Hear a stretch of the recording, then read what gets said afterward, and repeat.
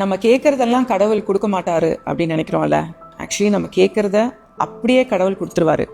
ஆனால் அது கொடுத்ததுக்கு அப்புறம் கூட நம்ம டிசப்பாயின்மெண்ட் ஆகிற மாதிரி சில டைம் இல்லை, நிறைய டைம் ஆகிடும். இந்த கதையில் எக்ஸ்பிளைன் பண்ணுறேன். ஒரு காடில் 3 மரம், பெரிய மரம், அதுவும் பிரான்ச்லாம் இல்லாமல் அப்படியே ஸ்ட்ரெயிட்டாக உலக்க மாதிரி, ஆனால் நல்ல பெரிய உலக்க மாதிரி மரம். அது மெச்சூர் ஆயிடுச்சு. நெக்ஸ்ட் அந்த வெட்டுற ஸ்டேஜுக்கு வந்துருச்சு. அந்த 3 மரமும் என்ன ஆகணும் அப்படின்னு பேசிக்குதுங்களாம்.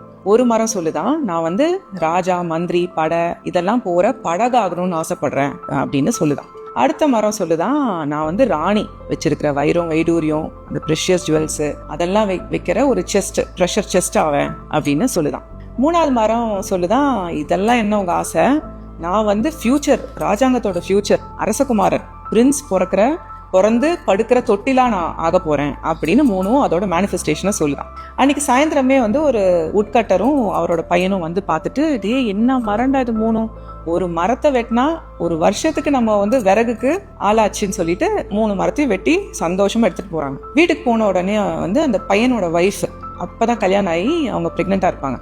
பிறக்க போற குழந்தைக்கு எனக்கு இந்த மரத்துல ஒரு தொட்டில் பண்ணி கொடுங்க அப்படின்னு கேக்குறாங்க. சரின்னு சொல்லிட்டு ஒரு மரத்தை அதுக்கு யூஸ் பண்ணிக்கிறாங்க. அந்த உட்கட்டரோட ஒய்ஃப் இப்ப மருமகளுக்கு கேட்ட உடனே தொட்டில் பண்ணி கொடுத்துட்டீங்க, நான் எவ்வளவு நாளா ஒரு பீரோ கேட்டுட்டு இருக்கேன், ஏதோ என்னோட வீட்டுல இருந்து போட்ட நகை, கொஞ்சம் நகை, இந்த புடவையெல்லாம் வைக்கிறதுக்கு இவ்வளவு நாளா நீங்க பண்ணவே இல்லைன்னு சண்டை போடும்போது எதுக்குடா வம்புன்னு சொல்லிட்டு அந்த ஒய்ஃபுக்கு ஒரு டப்பா பண்ணி கொடுத்துடுறாரு அந்த மரத்துல.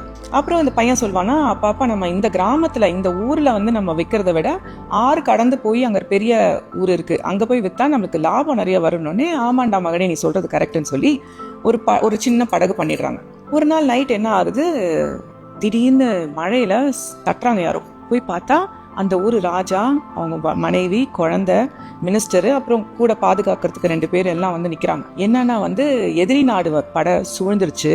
அவங்க தப்பிக்கிறது முடியாததுனால பக்கத்துல இருக்கிற நெய்பரிங் நாட்டுக்கு போய் ஹெல்ப் கேட்கணும். நானும் மந்திரிலாம் போயிட்டு வந்துடுறேன், என்னோட ராணி குழந்தை இன்னைக்கு நைட் இங்க இருக்கட்டும்னு ஹெல்ப் கேட்கிறாரு ராஜா.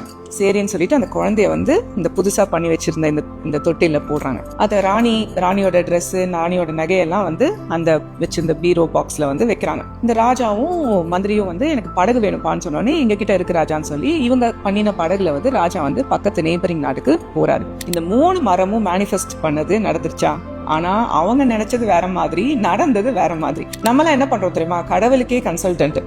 எது எப்ப நடக்கணும், எப்படி நடக்கணும், எந்த வழியா நடக்கணும் அப்படிங்கறத எல்லாத்தையும் நம்ம பிரேயருங்கிற ஒரு ரிப்போர்ட் மாதிரி கடவுள்கிட்ட கொடுத்து அது நடக்கணும்னு எதிர்பார்க்கிறோம்.